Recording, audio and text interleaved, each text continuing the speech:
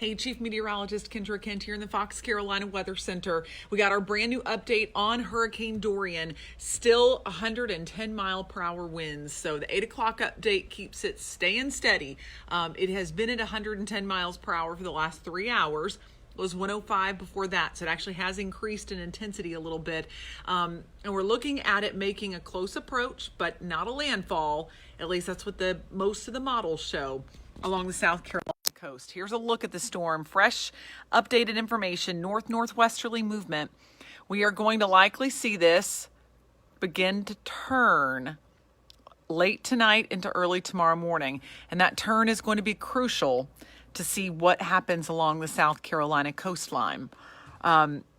It's going to determine just how close it comes. It will also determine when the high surge gets going. Because as this thing spins counterclockwise, it's going to be approaching the coast. And if it continues like this, it is really going to be building up that wall of water around the low country. It'll still do it even if it begins a northerly push, but we like that motion a lot better than we like when it's coming straight at the coast. So we'll continue to monitor this. Yeah, Thomas, I'm with you. Turn, please. All right. Let's look at a closer look at the storm as heavy rain is starting to move into Charleston. It's a steady rain. I want to mention we're not going to see a whole lot out of this.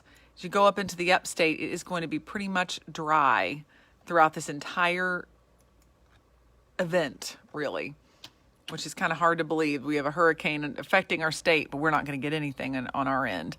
Here's the latest track. 2 p.m. on Thursday. It's moving by Charleston and heading toward Myrtle Beach, McClellanville, Georgetown. They'll be bringing, with the motion like it is, the worst of the surge will be coming in around this time, around the upper coast, about 2 p.m. Thursday. And then as we head up toward Wilmington, that's 2 a.m. Friday morning. So by late Thursday night, it's going to be pushing out of South Carolina, and by Friday afternoon, pushing out into the Atlantic. So we will finally get some relief, time to clean up, and see what all has happened.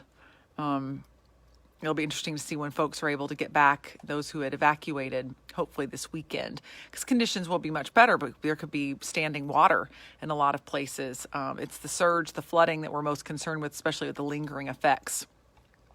I'll show you the latest RPM Futurecast model here. It shows some of the heaviest rain bands moving in toward the morning. That's 5 a.m. Thursday morning. I'll zoom in a little bit here.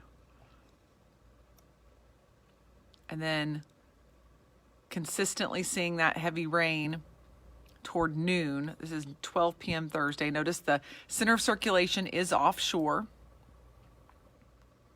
And then it does move off, pretty much taking most of the rain out of South Carolina by 10 p.m. on Thursday. And then it is starting to affect areas in North Carolina. So that's how the timing is playing out right now. Here's another simulation of this. Notice the hurricane force winds. This is 10 a.m. Thursday morning. Hurricane force winds just off the coast there. Close to it, right up along the coast. But the purple's indicating where we're getting that hurricane force wind gust. And heavy rain falling toward Charleston there. Again, 10 a.m. Thursday.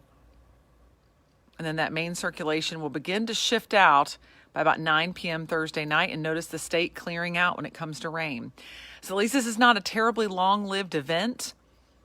And then that circulation 5 a.m. Friday morning starting to move off the Outer Banks. So we like the speed. We just need it to move a little farther off the coast to make us a little more comfortable with all of this. For our interest tomorrow, if you're watching from the upstate, it's going to be breezy, slight chance of a shower, but the main rain will stay to our south. In fact, I'll show you that map again, and I should have kind of emphasized our area too. Notice at the peak of it, 11 a.m. Thursday, we may actually have sunshine. Most of the cloud cover is going to be to our east. So not going to see huge impacts for our particular region, but of course for the Carolina coast, it's going to be a big deal. So we will be here continuing to keep you posted on the track, and be sure to join me on the 10 o'clock news with meteorologist Ben Dorenbach.